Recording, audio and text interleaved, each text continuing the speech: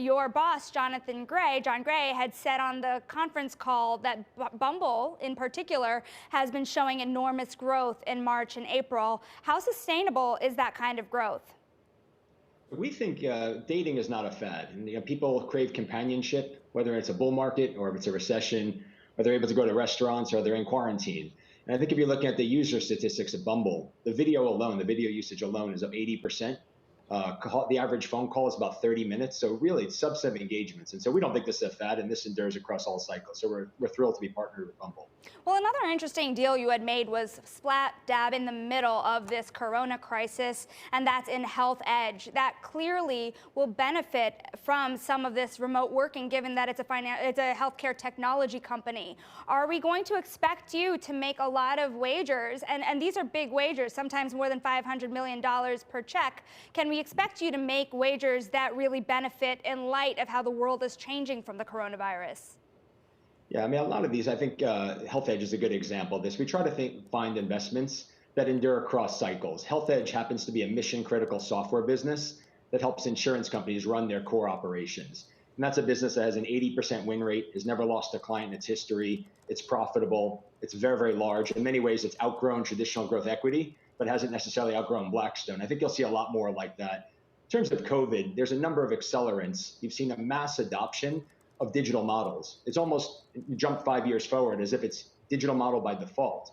You have e-commerce, online groceries, telehealth, electronic payments. I mean, historically, 77% of payments is still done by cash and check in the world, and that's rapidly accelerating away as governments are telling people, don't use our cash, it's a petri dish of disease. And on the flip side, you have electronification of payments as people can't physically be in stores to conduct their transactions.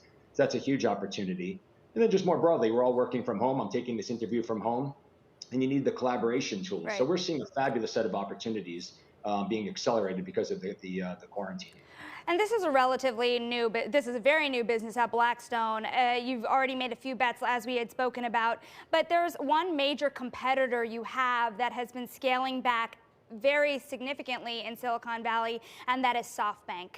You've spoken before about how you've been able to step in at that scale, but to what extent are you able to step in where Softbank is void at this moment in time?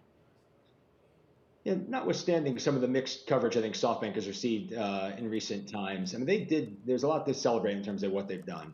The first is that they've validated the thesis that there is a huge opportunity for growth equity at a very different scale than the existing set of incumbents in a position to do. When growth equity was technology investing as a destination to itself, I think it lent itself to the cottage industry of VCs and standalone growth equity firms.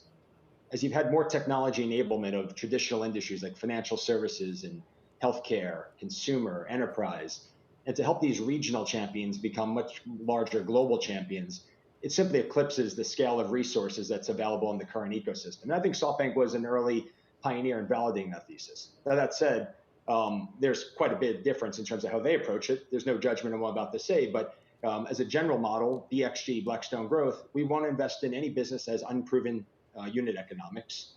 Secondly, we will never invest in competitive situations. And third is we have a much more concentrated portfolio than I think SoftBank has endured. And I think more broadly, well beyond scale, I think Blackstone Growth, we bring a set of operational and strategic resources that were previously unavailable to growth stage companies. And that's where we try to position ourselves in that ecosystem. So those are some areas that for sure that you are different than SoftBank in their approach to this market. But are there companies right now that are seeking funding that are going to you when they would have gone to SoftBank instead? Perhaps at a certain scale, they might have gone to SoftBank, but I think the nature of the way in which we engage with companies and the areas of our expertise are quite different than those of SoftBank. And so we're seeing plenty of opportunities right now, and probably more so than ever, because I don't think controlled transactions can get done these days. The IPO market is shut. A lot of these companies historically were losing a lot of cash. And so now, to the extent that they were relying on growth equity and venture capital, that dry powder is now being redeployed to go plug the holes in this sprawling cash hemorrhaging portfolio. And whereas to the extent that sellers are rooted in yesterday's prices and buyers are going to naturally be anchored in today's reality, that creates a bid-ask spread that's sometimes too wide to bridge. And as a result of that, you don't see control transactions. Right. We're in the business of partnering with management teams as a significant minority investor primarily. And I think they see great merit in aligning themselves with a large company like Blackstone that can help them endure the cycles and that we're in. It's great validation to their employees, prospective new hires, clients and counterparts, and I think allows them to play offense at the expense of lesser well-capitalized competitors.